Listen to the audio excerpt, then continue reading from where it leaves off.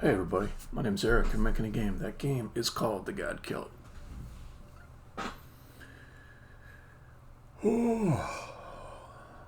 Alright, let's do a little bit of demoing. But not my work, other people's work.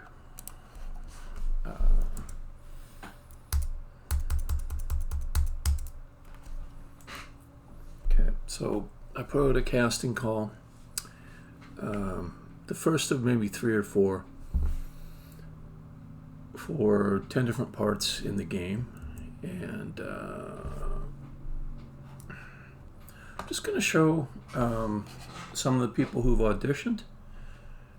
The way that I've done it is on a Discord server. You're welcome to, you the listener, you're welcome to join the Discord server too. It's C-Space Labs. If you're looking at this on Twitch, there should be like a little link there. If not, cspacelabs.com. We've got links to go there too. So anyways, the Twitch server is C-Space Labs if you feel like joining. Okay. So I wanted to do something a little bit different with the audition here. I thought it might be nice to just make it public. Make it so everybody can see what everybody else is contributing, and maybe it's a little more interesting that way. You can see, maybe not entirely transparently how different things get picked, but you get a sense of like what your community is, and who's coming out to try, and maybe what level you're at compared to other people. You can do some comparisons, and I understand it's a little bit rough for some people, particularly if they feel like they're on the outside and other people are on the inside. There's these gatekeepers and decision makers and people with productions, and maybe they're all buddies with everybody else and you're not in on it. And so I thought maybe let's just open it up a little bit, make it public, make it so people can see what's going on, and maybe that makes people feel better. On the other side of it, you can maybe feel a little more exposed by putting it in a public place. So I did give people the option just to DM me with their auditions, and some people chose to do that, but most people, and this might be more of a Discord type of a vibe or sensibility, they like the idea of just putting them out there publicly. So let me show some, and I'm not going to pick and choose because the casting hasn't been made yet, and I'm basically the person deciding that, and I don't want to. I want to, in all things, be fair to people on this, so I'm going to make no comments about which ones are good or bad or anything like that, or which ones I like better or don't. I actually appreciate everyone's willingness to get in front of a mic and say a few lines to maybe get a part in this thing that I'm doing. The fact that they're interested in doing it is it's something I'm grateful for. All right, so here's an example of one. There's this character called the Queen of Forks. I've got a description of who she is. It's not meant to do much more than give enough information that you could make choices as the actor and how you want to portray that character. And then the Queen of Forks has a song that she sings. If you look on the YouTube archive, there's a recently posted video, the Queen of Forks song, that you can listen to, and it gives you an idea of what the song is that she's singing. But it's about forks. Big surprise. Okay, so audition lines. These are actual lines from the game. I want something for you. Dignity. Are you better than the parts that made you? Less loitering, more cloistering. Okay. Singing audition. I did not want to make anyone try to learn the actual song. That is there for the game, so I just said let's pick something simple that everybody knows. And the key thing is to sing it in the same voice as the character voice that you use for the audition lines. And I said at a fast tempo because because it's a little bit harder to sing songs at a fast tempo.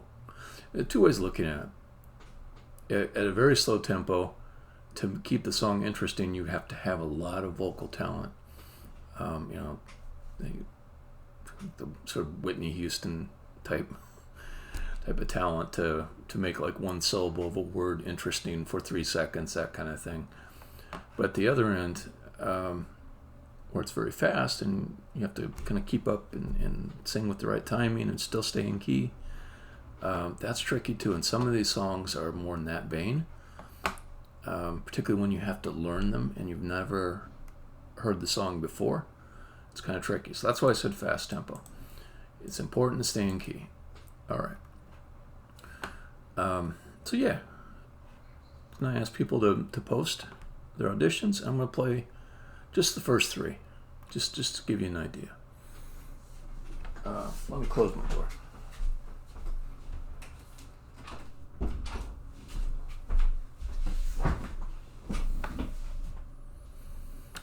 And by the way, if you like the work of any of these actors that I'm going to preview for you, you could go onto Discord and send them a DM at the same handle that they've got here. Or if that's tricky for you, just send me a message in whatever way works for you. There's all kinds of contact options on the cspacelabs.com website. You can send me a DM through Twitch, or it's easy. You can figure it out. Anyways, I can put you through to these people if anyone is maybe of interest to you to work on your project. All right, here we go. Queen of Forks from Bunny XO. I want something for you. Dignity.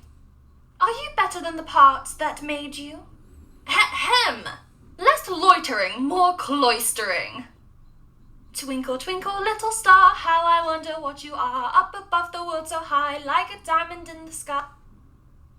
I wonder what you are. And here's an extra just because I have. So, yeah. Sit down at my table. Okay, I have to point out, because I hear some audio cutting out, that's not in the audio file that she submitted. It's my broadcasting setup, which seems to be a bit janky. I'm going to try one more. We'll see how it goes. If I hear that cutting out, I might just stop it and just keep going. I want something for you. Dignity. Are you better than the parts that made you? Less loitering, more cloistering. Twinkle, twinkle, little star, how I wonder what you are. Up above the world so high, like a diamond in the sky. Twinkle, twinkle, little star, how I wonder what you are. Okay, again, I'm making no comments on any of these for or against, or no, I'm not saying anything about it. Purposefully not. Okay, and one more. And again, those little hitches you heard in the playback, if you did hear those, not in the original sound. That's from my broadcasting setup. I want something for you. Dignity. Are you better than the parts that made you? Less loitering, more cloistering. How I wonder what you are, up above the world so high, like a diamond in the sky. Twinkle, twinkle, little star, how I wonder what you are. Okay, so I'll make some decisions on this round of casting on June 1st, maybe June 2nd. But yeah, this round will go off till June 1st. And I've got 10 parts open here, 2 of them singing parts. Gotten quite a response from people that wanted to audition, which I'm quite grateful for. Yeah, so we've got pretty loaded up on the server here with over 100 people that joined. Not everybody that joined is auditioned. I don't expect they all will. But yeah, it's been a great response. I'm real happy about that. Okay, so that was maybe the demo part of the stream, and the second part of the stream was just me working. which is going to bore a lot of people. But that's why I always try to sort of demo up front, because when these go and get put out on YouTube, then people can watch the first part of the stream and kind of get the rough gist of where I'm at these days, and then drop off if they don't really want to hang while I'm working. Okay. So let's put that away. The thing that I'm going to work on in this session is coming up with a way to split out the subtitles better. I'll explain that a little bit more. Okay, so let's go to Little Arena. It's going to be a coding session. Let me see if I can find an example of the problem I'm trying to solve. These I think I can get rid of. Let's just get rid of that. I had this idea I would automatically generate screenplays in a really fancy way. I didn't actually do it. Okay. So I'm looking for longer sentences that I've split up. This may not be a great representation, but here's an example. So these lines I put into the code before I decided I was going to try to keep my subtitle length shorter. This one's too long, and so what I've done elsewhere is split this thing into 2 lines.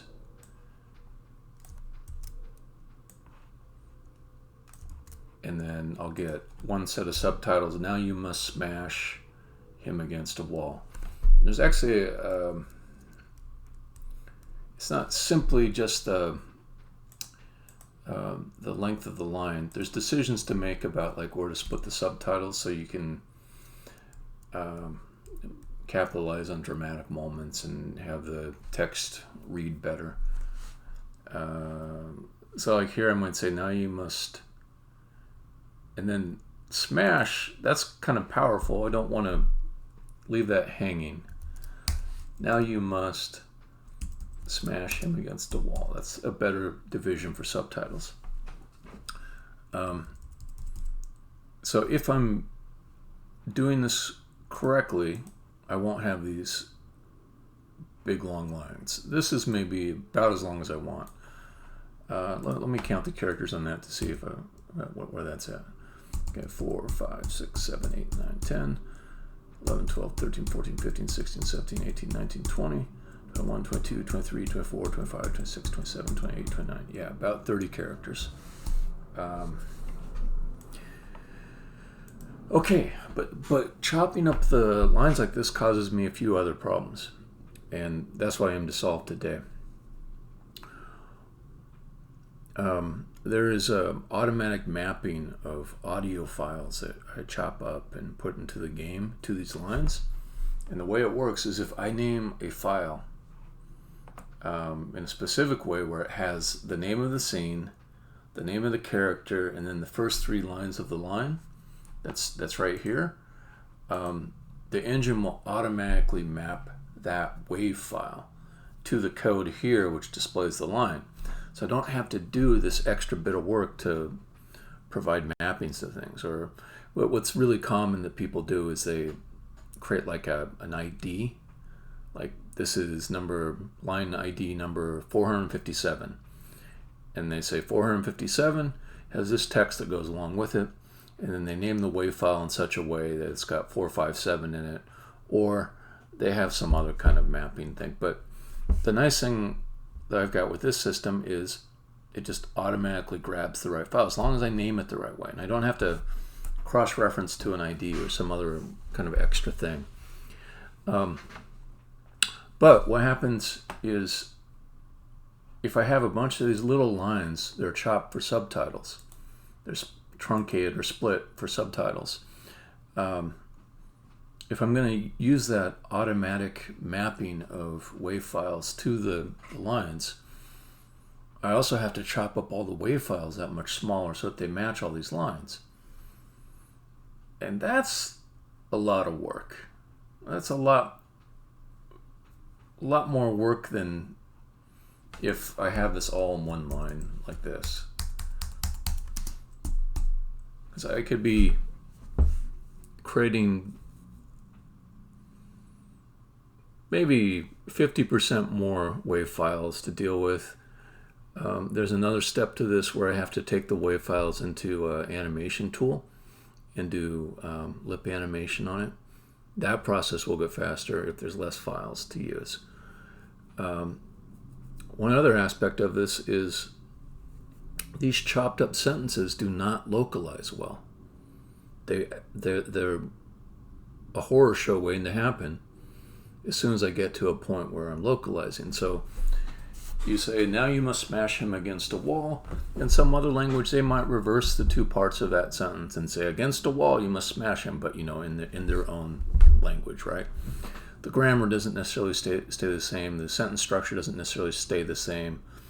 The best split points for the subtitles don't necessarily stay the same.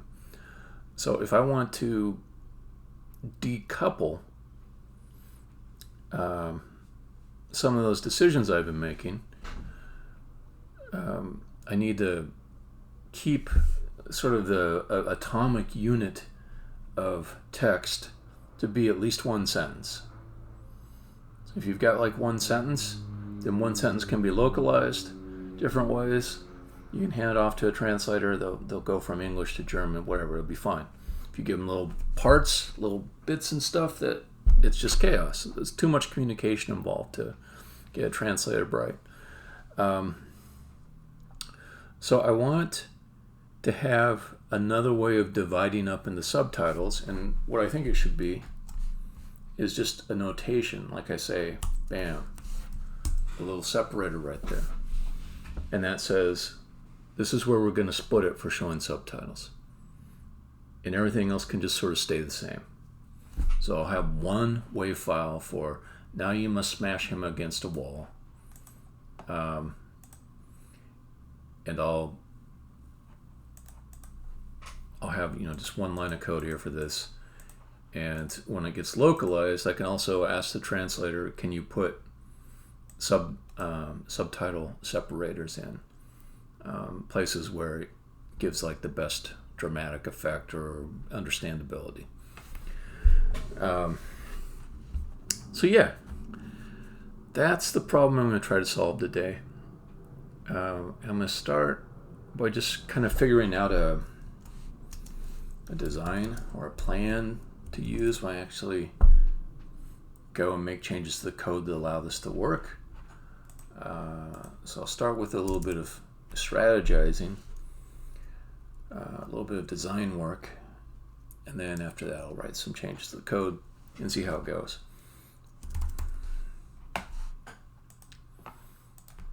Alright, so I've got this little pocket design format that I like to use. I start out by saying, what are the requirements? What are the things that I want to achieve with this?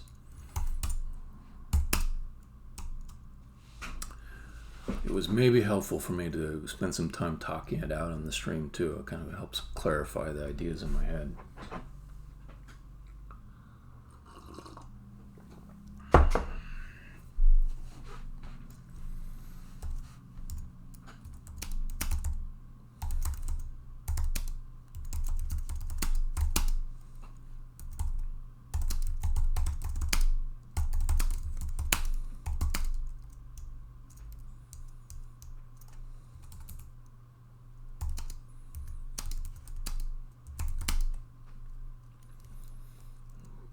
Way that affects subtitle display.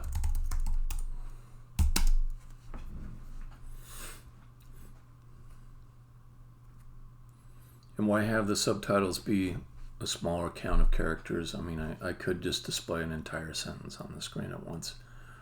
It's for readability.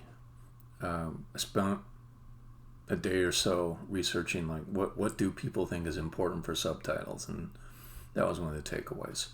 That you should have the text be nice and big and don't show too much at one time.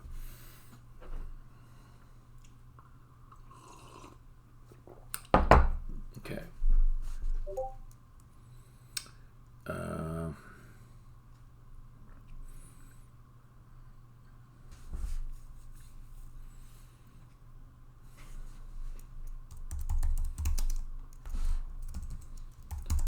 one speech ID per line. No extra speech IDs. One speech ID wave per line. No extra speech ID waves. For subtitle splits.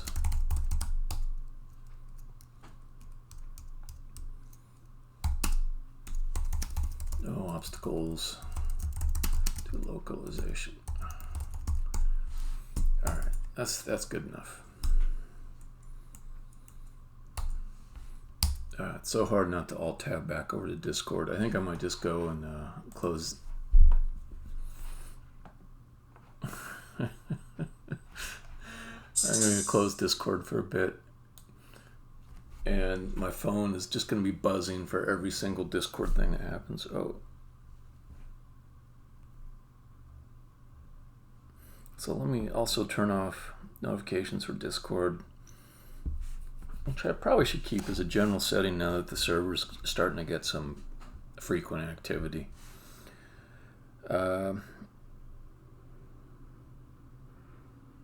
Honestly, I want it to buzz me if somebody tags me directly, or like the @EricH2000. That's when I want it to buzz me. Let me come back to that later. I'll just let it buzz. I'll let it buzz. It can buzz.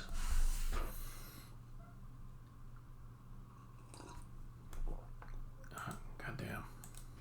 Too much crazy shit trying to claim my attention. Okay. Enough. Oh, I do have 2 Amazon packages that could be coming at any moment too. All right. See how easy it is to get distracted. Okay, number one solution to this.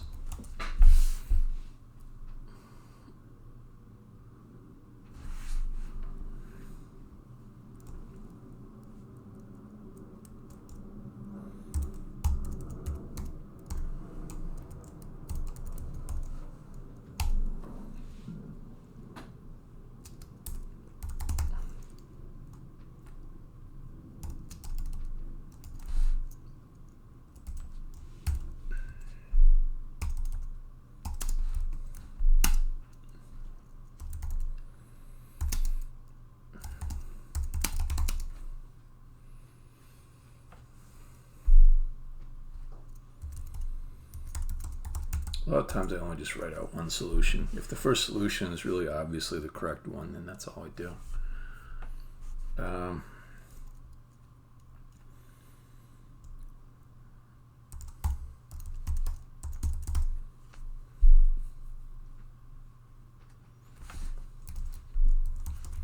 Extra speech events generated for splits.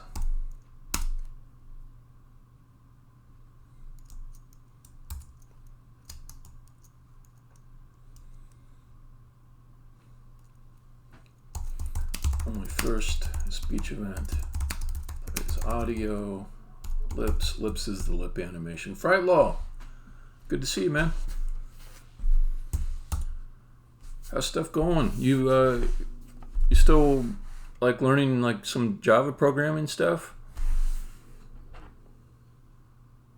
I think you were doing Java.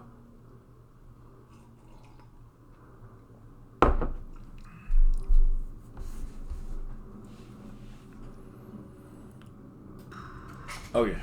It immediately gets warm. Immediately. When I shut my door.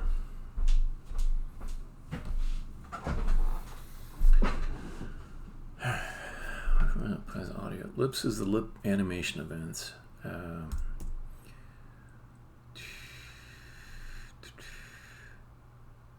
think even this doesn't take much work. So the way I could do it is number 2.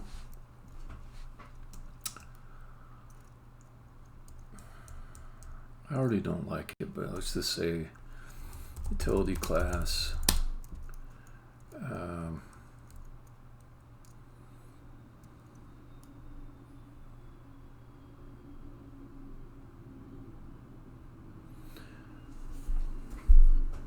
Well, how you liking C Sharp? Like, I find it's pretty similar to Java. Yeah.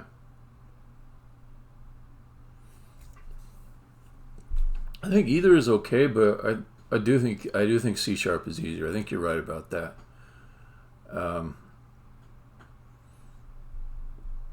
Java is I don't know. There's like conventions that the developers that are in that community use that are kind of, I say the word enterprisey, meaning like they assume that you're going to make giant, massive software, and maybe they're not always appropriate. So like if you were looking at content to learn Java, it's sometimes harder just because of that. Even the language isn't necessarily to blame for it. Java also has a ton of like libraries, extra libraries or packages that you're supposed to understand when to use, and C Sharp doesn't seem to rely on that as much. So anyways, glad you're having a better time with C Sharp.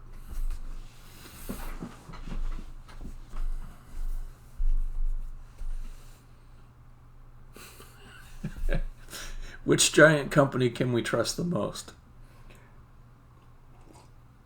It changes all the time. It used to be Microsoft was the big bad company. Now people barely mention Microsoft as a company to be afraid of. It's always Facebook, Amazon, Google, Twitter. Nobody's worried about Microsoft anymore. But man, they used to be the evil empire. At least the perceptions were that way.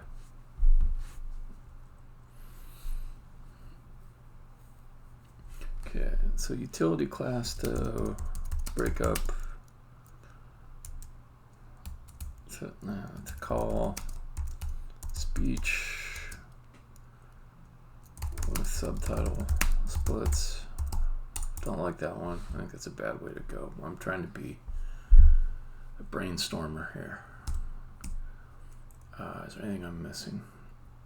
It's going to be number one. Let's do number one. So let me develop that idea just a little bit further.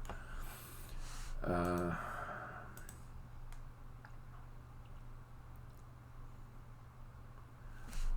mean, I could still have that utility class, but just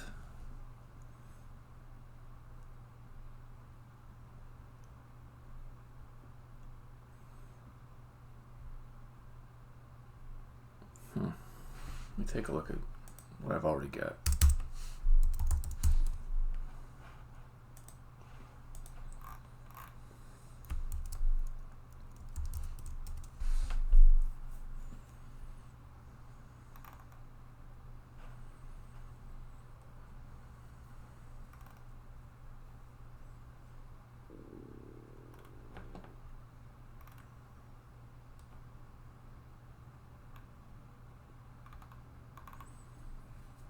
So I've got this thing here that's creating one speech event.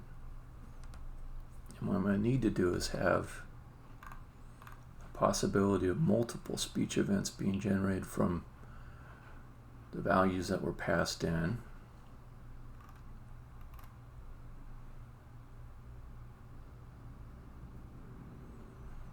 And then here I'll need to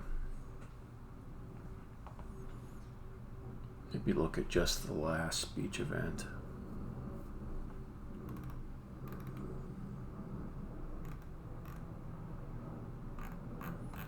Alright, this isn't bad. This is not too hard to figure out. Let me look down these other ones. Yeah, they just call up to the say up here. And this one calls say now, which calls up to that one up above.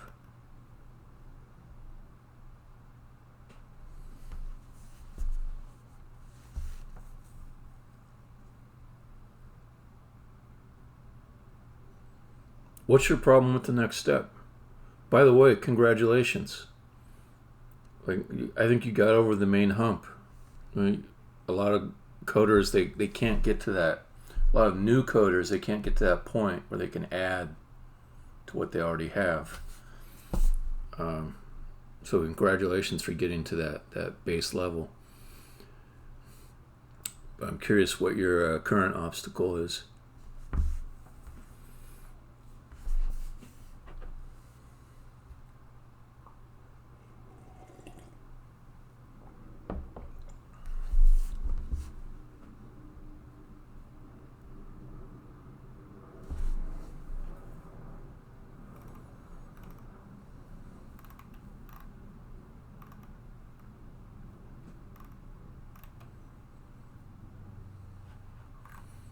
Okay, so they're all calling up to say.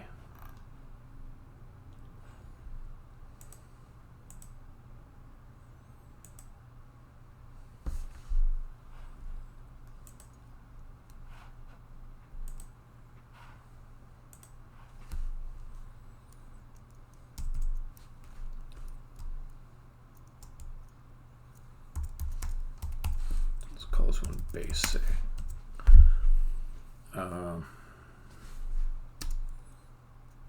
Calls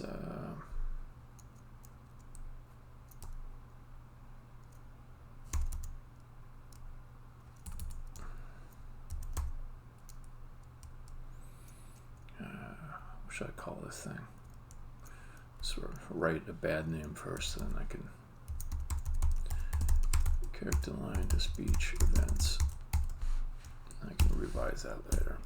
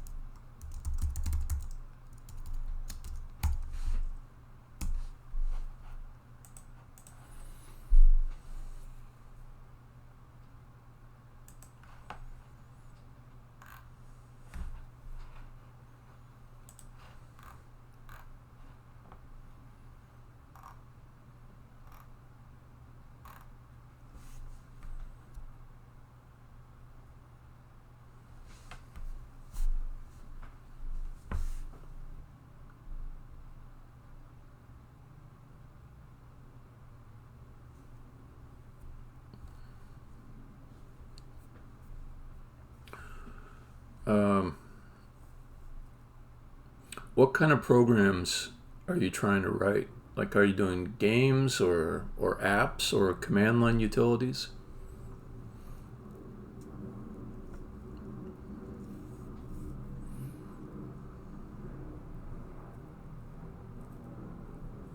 Well, I can see up above. You said console apps.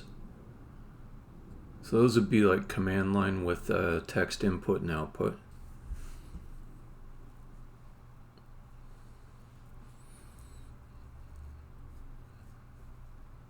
I'm trying to get an idea of like maybe the next kind of program that you want to make. Maybe not like where you want to be a year from now, but like what's the next kind of program you want to make? Like if it's a game or an app or something like that.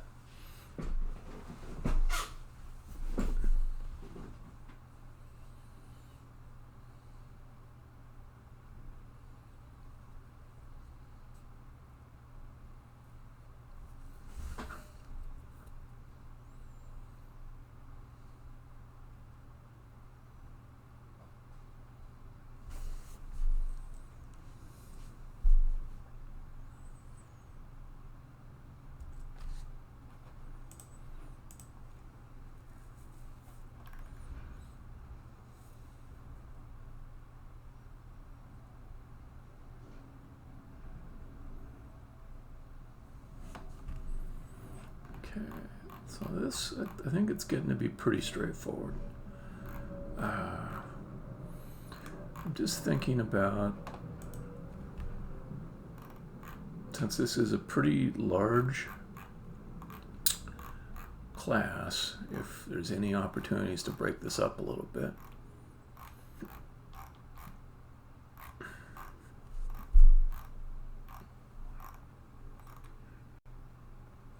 I try to avoid breaking up files just because they're big. There has to be some kind of good conceptual areas to split it around.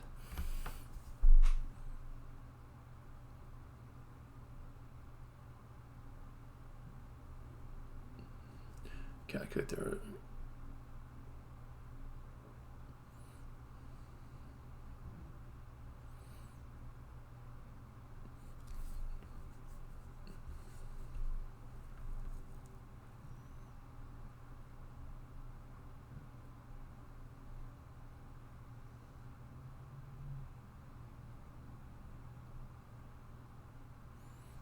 Yeah.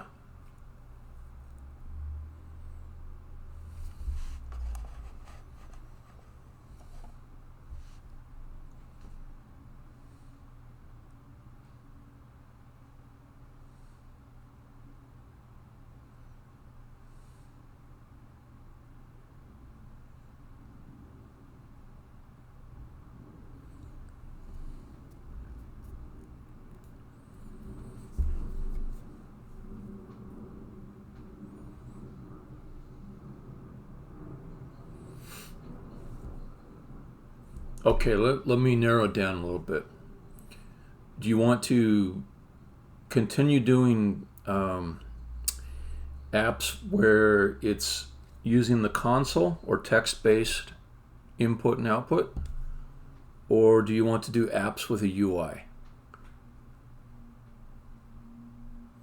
You know, like a graphical user interface, windows and buttons and things like that.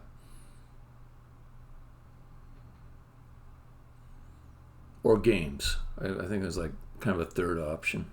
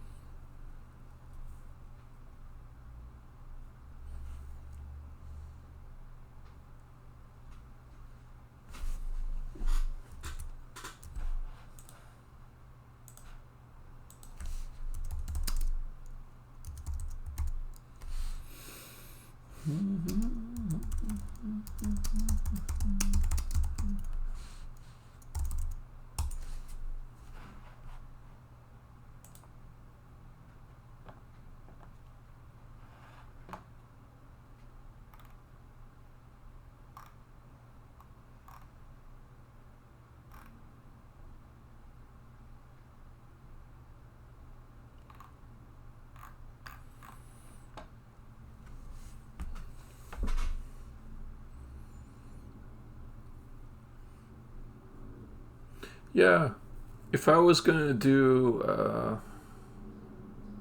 web development, and I have done web development, I've been the engineering manager for a team that made, I won't say they made it, but they were responsible for updating and adding to, oh come on, why would you not load this site from a multi-million-dollar company? Why would you not load this site? Well, I'm trying to show something very simple. Damn.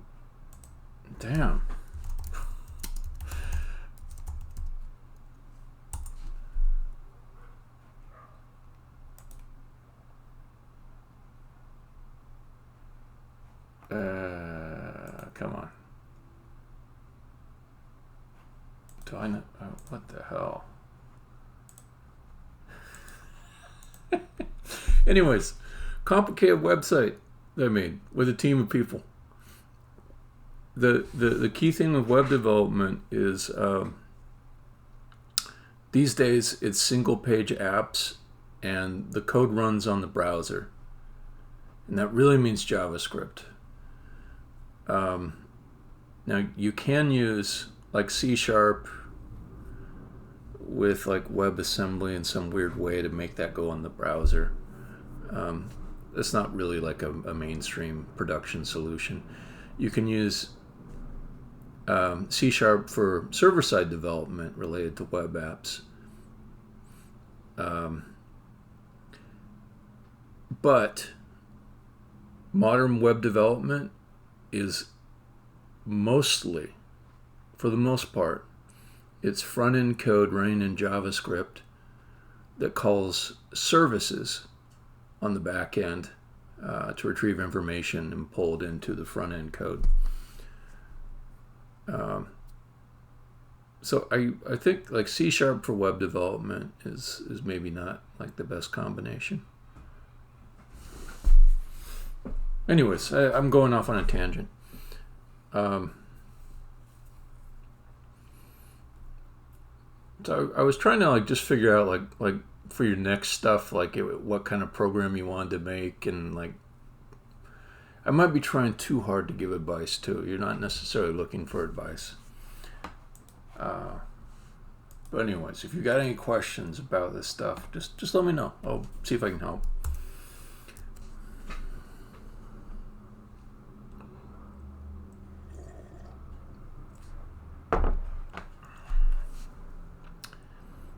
Alright, so what we got? Stop face speaking, start face speaking.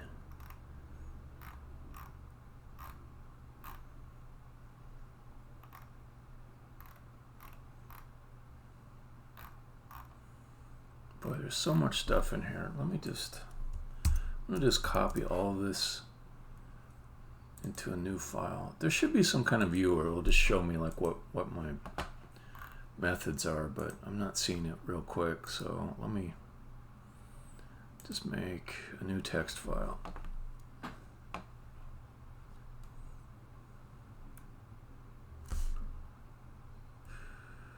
Not a new solution, just a new file.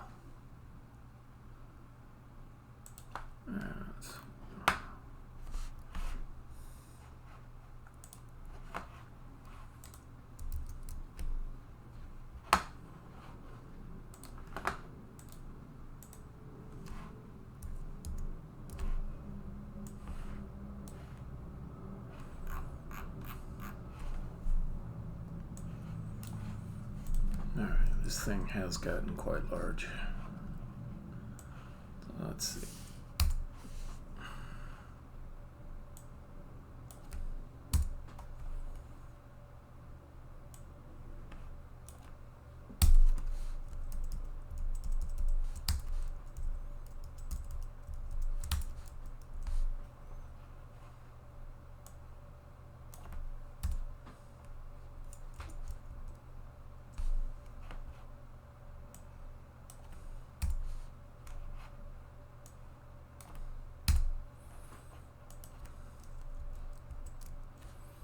I should take out all the stuff related to that.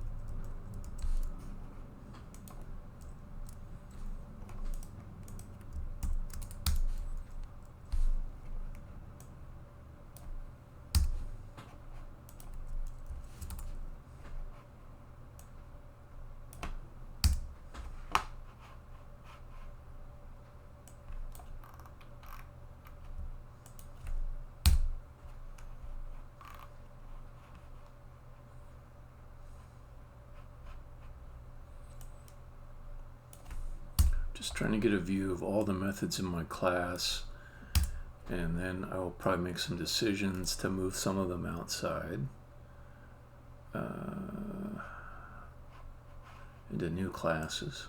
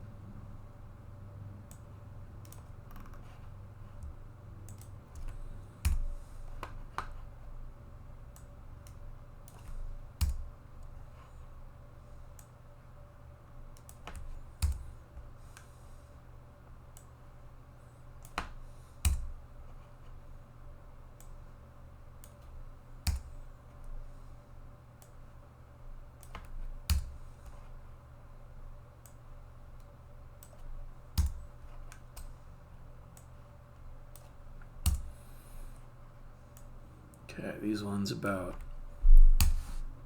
just doing like read-only operations on the data to figure out if people are speaking or not. Those are good candidates. Anything that I see with static on it is probably a candidate to get moved somewhere else.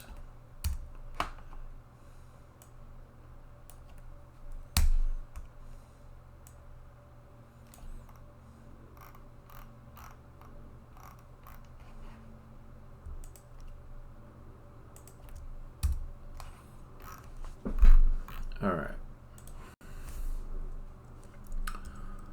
So let's put this into two groups. Maybe refactor. And then, well, actually 3 groups, refactor. Or what I'll end up doing is coming up with some concepts to bucket under. So leave that for now. Okay, and then don't refactor.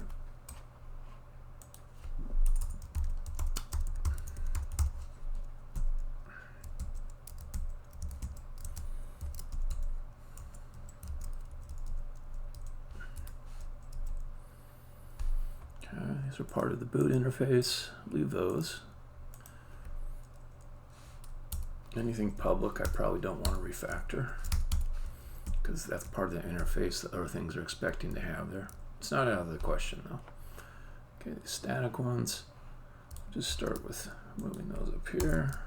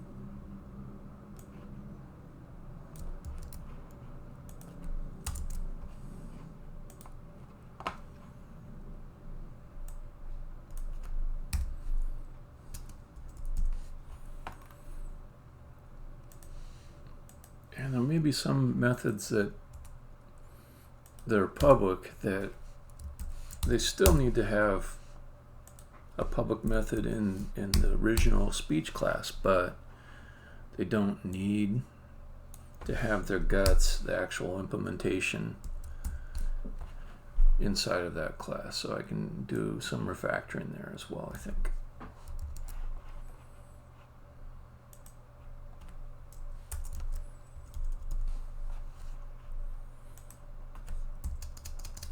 By the way, this exercise I'm doing, Fright Law, it ties in a little bit with something you said about,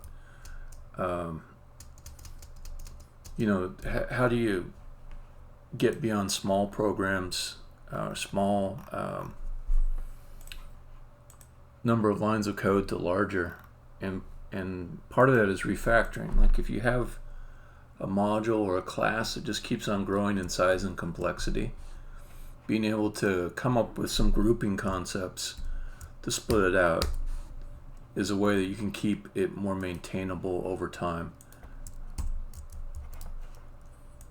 So I am doing some work here to keep this pretty friggin' large class from getting out of control.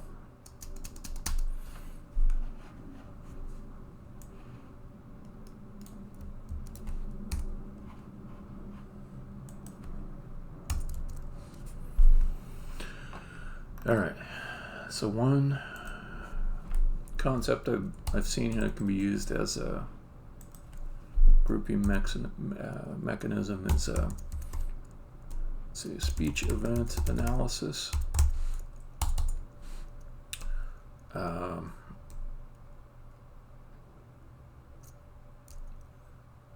Maybe I'll do another one for, I'll call it line parse util.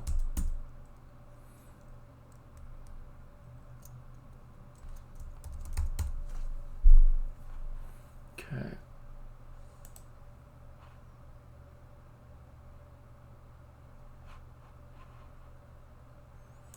Let me see. Well, this one's got static here, so this is another thing that helps too. As much as possible, I try to use static on the functions so that I know when I look at this that this function only uses what's passed into it. There's one exception to that rule, but for the most part, it lets me know this is a self-contained thing. So calc duration from line, it's going to look at some text and come up with a suggested amount of time that it would take for somebody to speak that line. That can go into this new line parse util. Parse is maybe the wrong word, but I'll leave it for now. Strip numbers from line, that can also go there.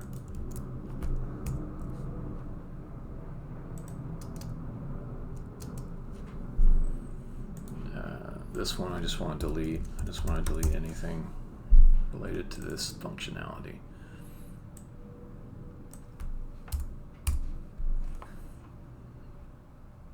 Okay, speech events to IDs. It's another good one to just move over here.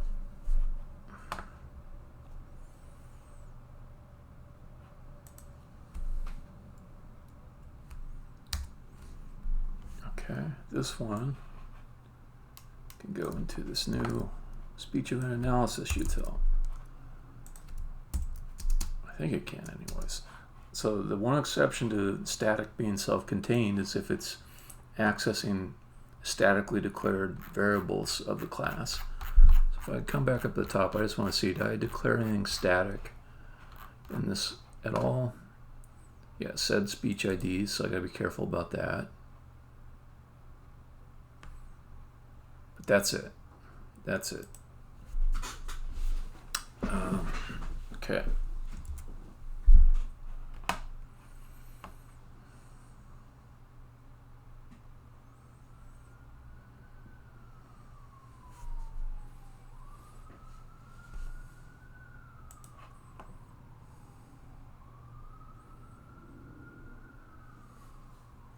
I also kind of wonder about putting this end time thing inside of speech events class.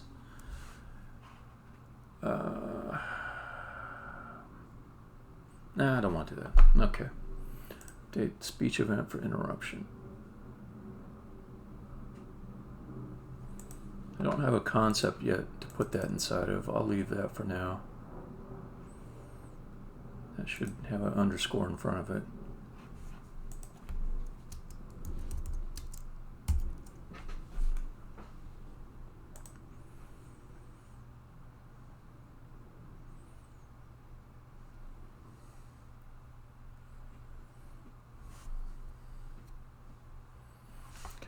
So just maybe add a little scope to here.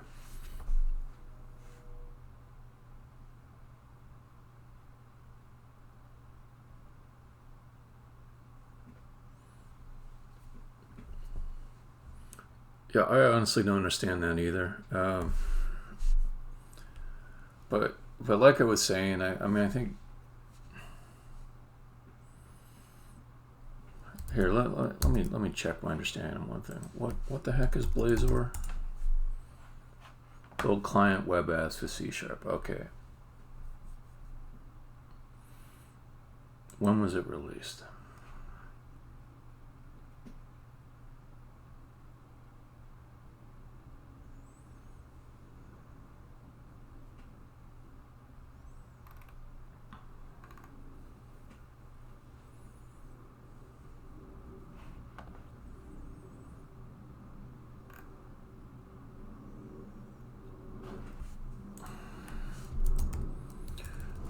How does friggin' Blazor work?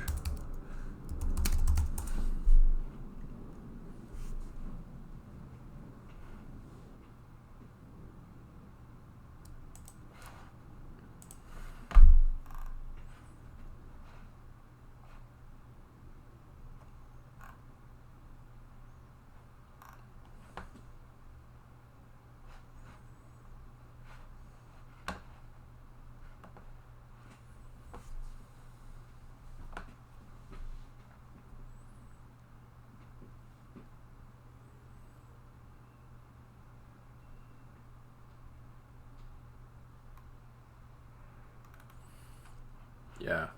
So this TypeScript is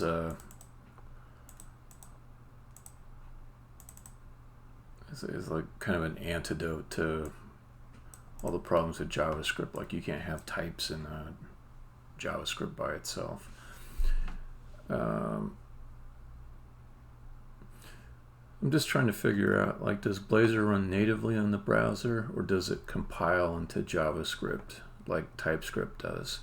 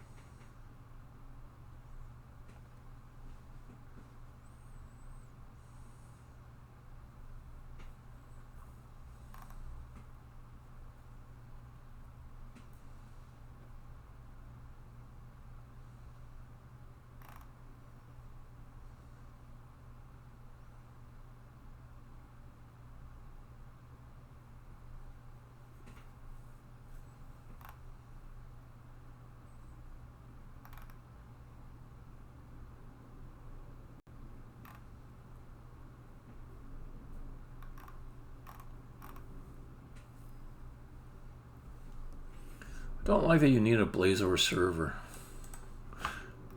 Maybe that's a good thing. I don't know.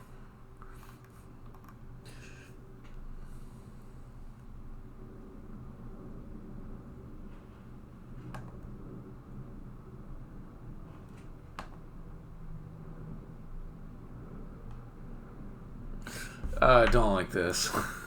I do not like this. Okay, I did this type of architecture back. God, it was like maybe 12 years ago. I forget the name of it. Like that, it's obsolete now. Nobody uses it. What was it friggin' called? But it did the same thing. There was a little pipe between your front end and your back end, and it would just keep sending like the updates that were needed to the DOM, which displays inside the browser. And inevitably, there's going to be some kind of performance issue, not performance issue, but a case where the performance is not as good as it would be without this server to front end pipeline. Because it's not technically needed. Like if you just send the page with all the code on it that's needed to display things on the web page, it should be self-contained. It shouldn't need some kind of server connection. Just like if you play a game on your Xbox or your PlayStation, it would be ridiculous for it to go off to a server every time you did something in the game, you know. So the right time to go to a server is when you need some data that's on that server. But not for every single interaction of UI. I don't know. My first take is this is a solution that's better for selling a certain kind of software than it is for web architecture. Oh, then they get into WebAssembly, so that's better.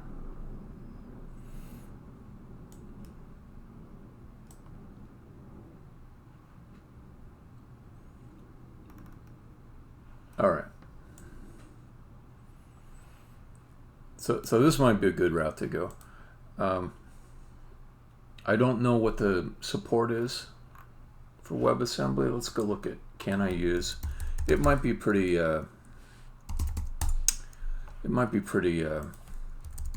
Ubiquitous at this point. Yeah. So the thing that would be good about WebAssembly with Blazor is that all the code could potentially run just on the front end without some dependence on a server to execute stuff and send back DOM updates and all that.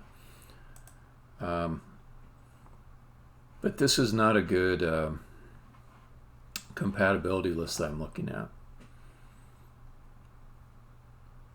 So it doesn't have like all of the browser support you would hope for. So if you release a Blazor WebAssembly app out there right now, it's not going to run on all the different things you would hope it would. That's the big advantage of JavaScript. JavaScript runs on all the browsers at this point, and it runs with good performance compared to solutions where you've got code that's executing on a server somewhere. Also, it's got an offline capability, so your browser and the code in it can work just fine in an offline mode. That's true. JavaScript is messy. So there is something else that you might like if you want to do web development, which is called Typescript. So Typescript is a form of JavaScript, but it's got types in it. So like in Java or C#, you're familiar with types like string or list or, you know. So JavaScript has got typing, and it keeps your code a little more constrained and less likely to contain bugs. The way it works is it compiles a pure JavaScript program, and that's what gets deployed to a web server.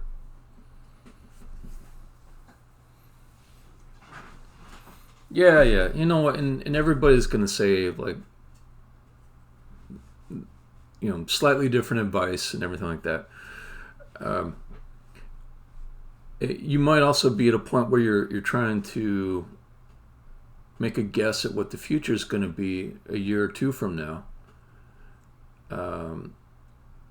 and you know, sort of aim for where the future is going to be when you're trying like to get a job with this stuff, as opposed to where it is right now.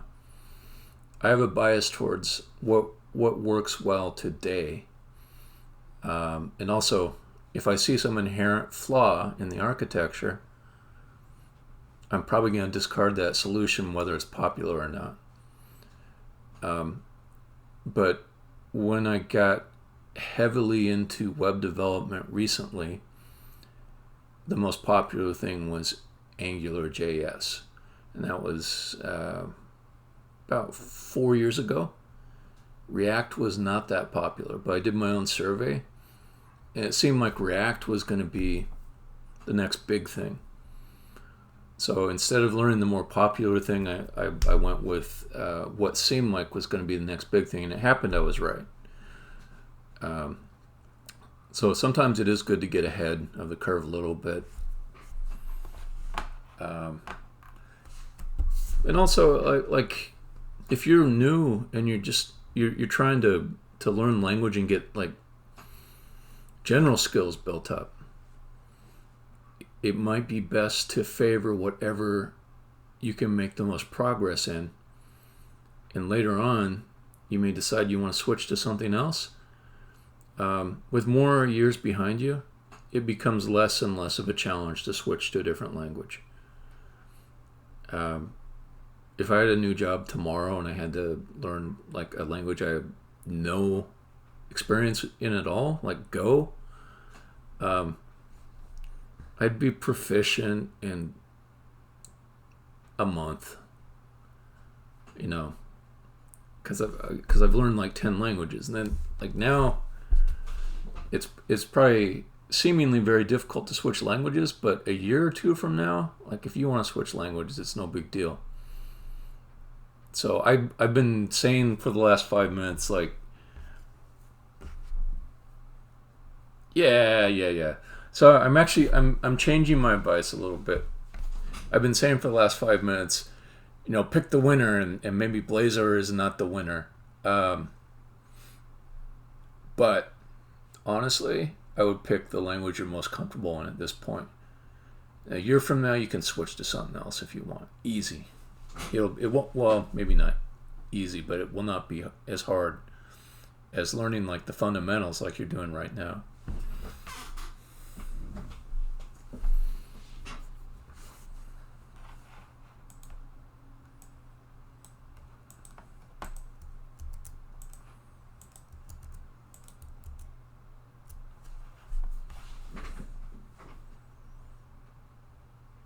There is a thing too, like if you're trying to get a job and you happen to be an expert in a language that not a lot of people know at that point, that it's easier to get the job. But there's less jobs like that than the ones in the more popular languages. Alright, back to this refactor thing. Actually, I'm going to take a short break. I'm going to grab myself a little snack. I'm going to come back up.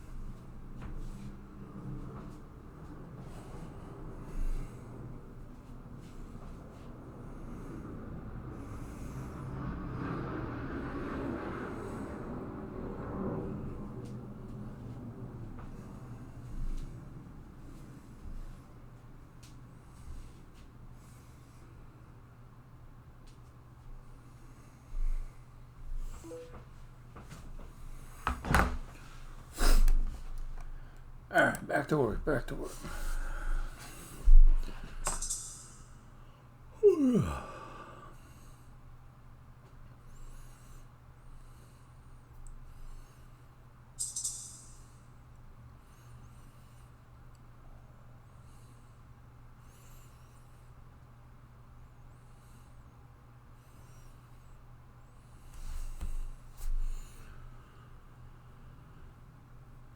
Huh. Yeah, I didn't know you could do, I don't know if you're still on Frightlow, but yeah, I didn't know you could do apps for iOS with C#. I mean, it sounds like Microsoft is just basically worked to make sure you can use C# for all the different things. I didn't like that Blazor solution. That sounds like they tried too hard to make it so you could use it.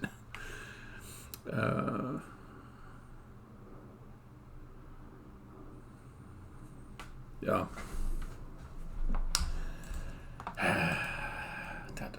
All right. Back to this refactoring business.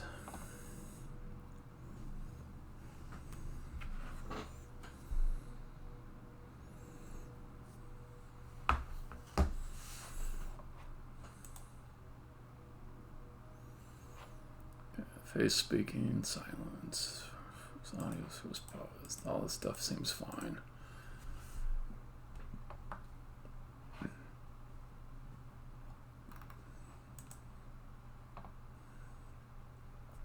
Okay, now I'm looking through my public methods, which I'm going to leave in the class, but do I want to refactor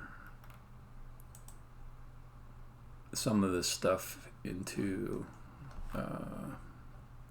these new utility classes I'm going to make?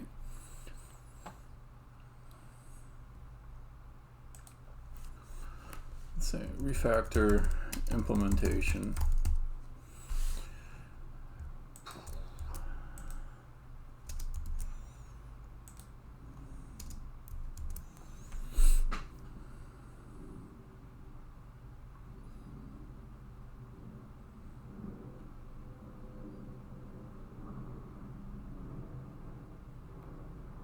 Okay, so not a lot of refactoring, but I don't like to overdo it. I don't like it when there aren't like strong concepts that are used in the refactoring. Then it just makes that code actually harder to maintain because you've used really contrived and artificial places to split the classes, and they don't have nice, understandable interfaces. So I think there's a limit to how much refactoring you should do, even if the code in a module or class is lengthy. All right, so going back to my code,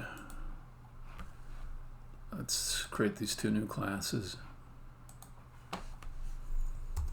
Line parse util.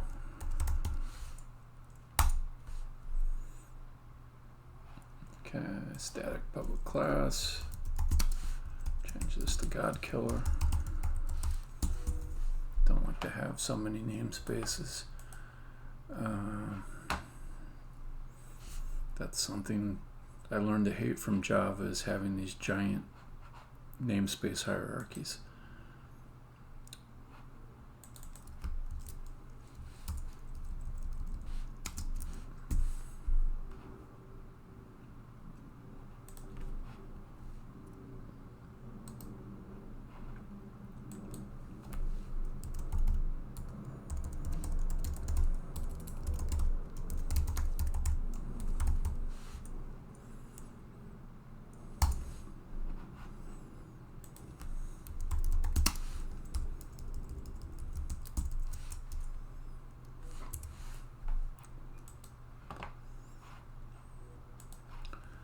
Alright, then I'll go look at my list of things to change. Okay, calc duration from lines, strip numbers from lines, speech events to IDs.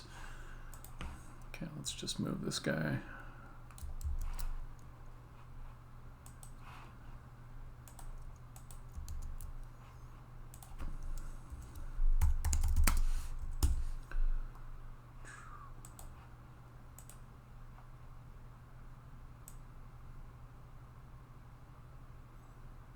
MathF is in Unity engine? Is that true? That's weird.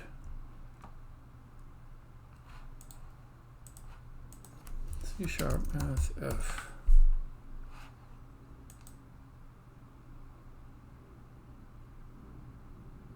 System. So why wouldn't it pick up that from system?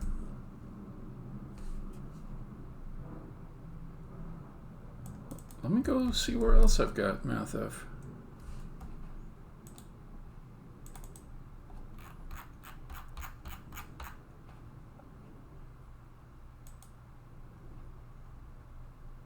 Well, here I've got both, so let's find another place.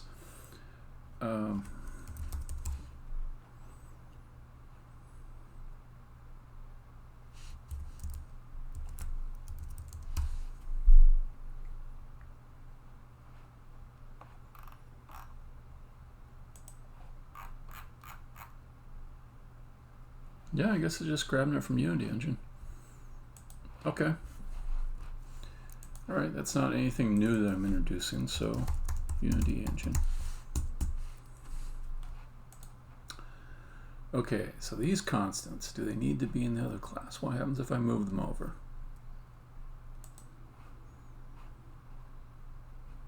See, they're not used anyplace else, so I can remove them, simplifying that overgrown class. Okay.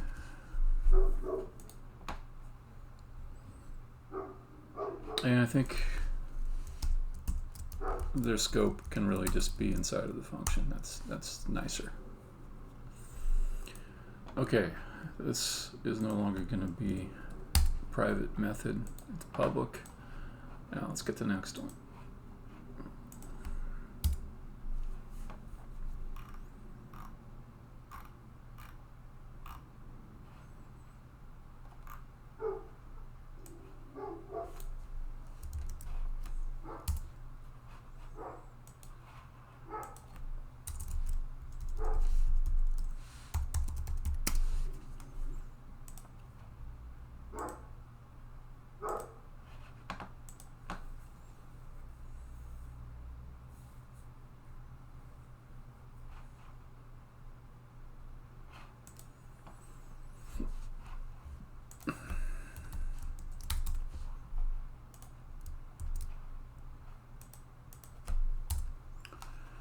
Okay.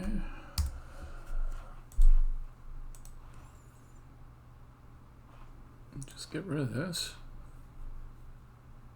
Wait, who's using it? We'll get rid of it there in a bit.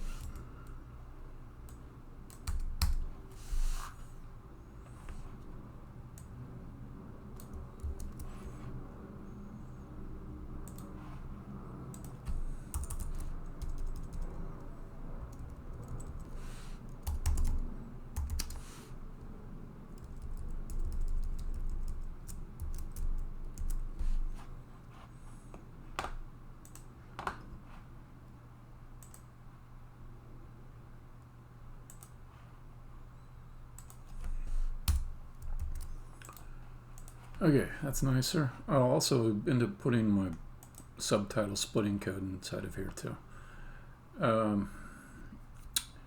Okay, back to speech.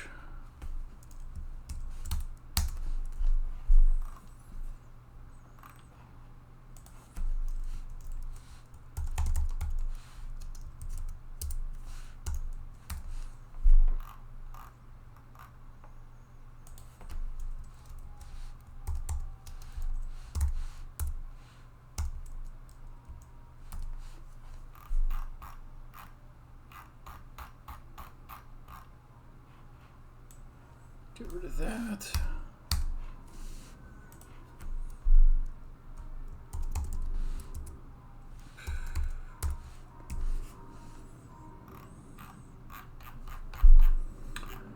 Okay, sounds pretty good.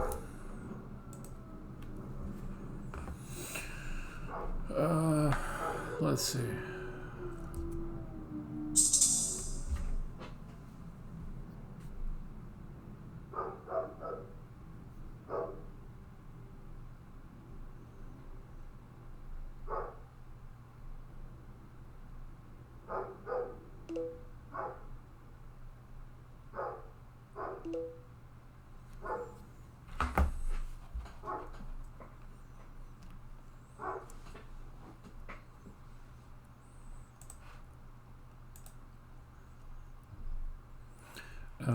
Okay, so back to here.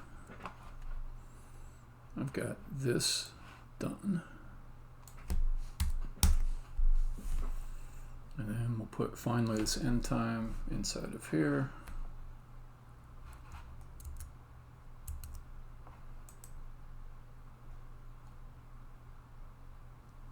Oh, you.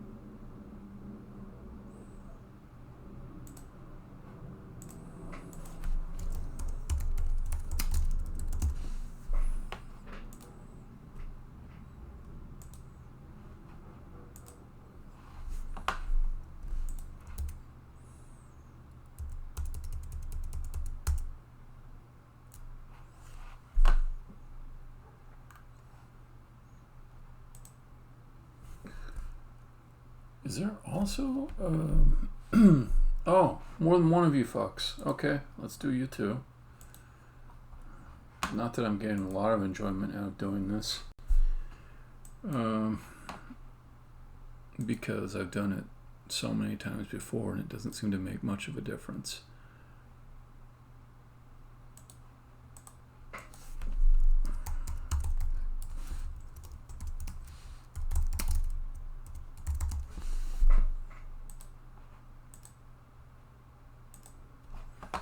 Okay.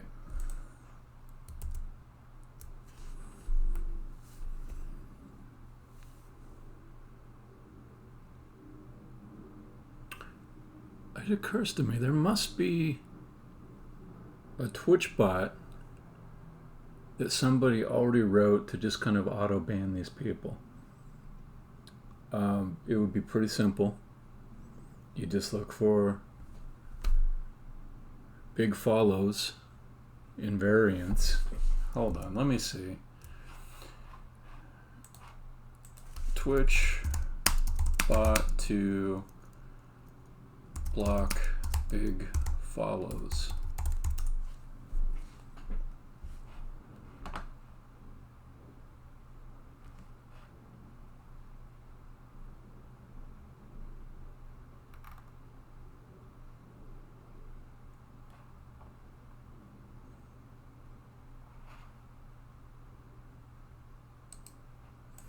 That's an option, but I like it when people that I trust drop links to things they're doing and all that.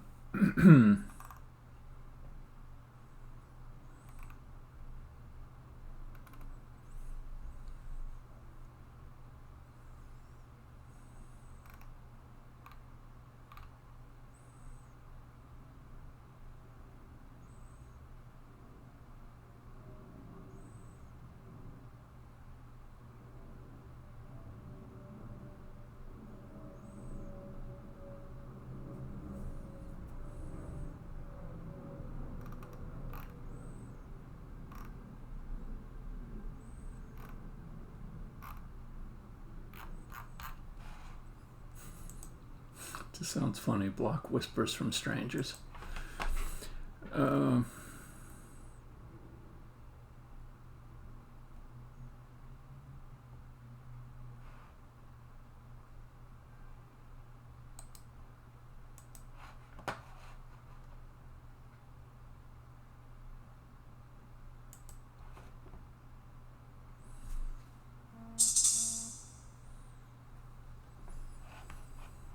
Let me see.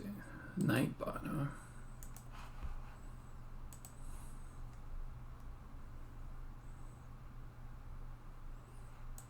I don't know. It's definitely pulled me off on a tangent.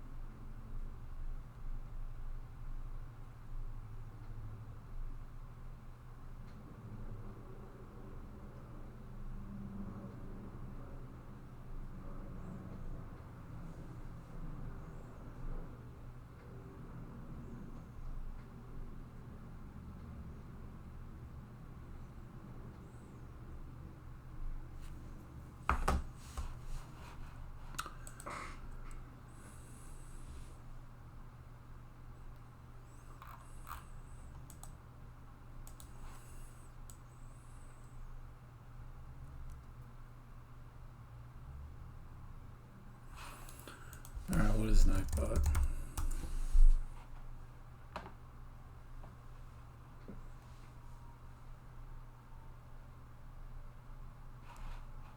They got banned?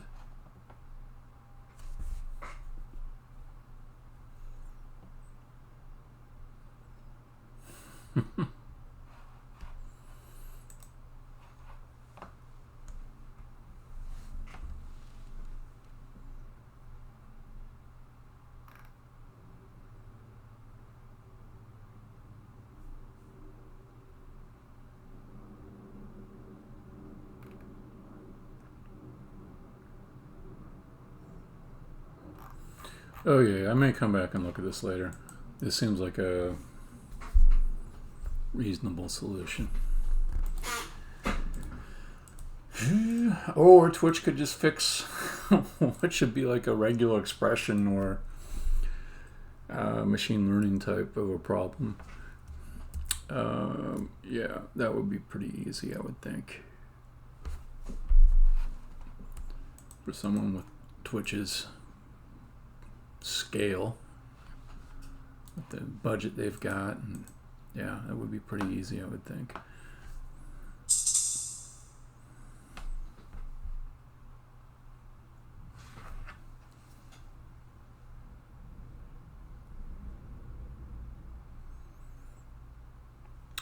Okay, I keep getting like little notifications and stuff that I have to pay attention to, and I am a little bit distracted by these things, delivery coming, things like that.